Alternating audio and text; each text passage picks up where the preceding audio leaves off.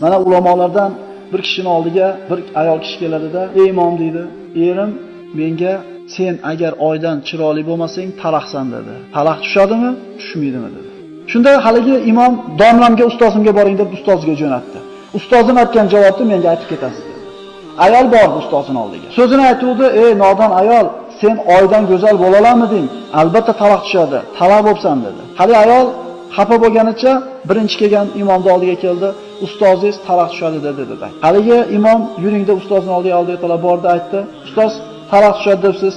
Talaq tushmaydi. Ustoz nimaga tushmaydi? Axir inson oydan chiroyli bo'la olmaydi" desa, ana shu imom shogirdi ustozga aytayaptiki: "Ustoz," deydi, Alloh taolo "Laqad xalaqnal insana fi ahsani taqvim" degan oyatda biz insonni eng go'zal suratda yaratdik deyapti.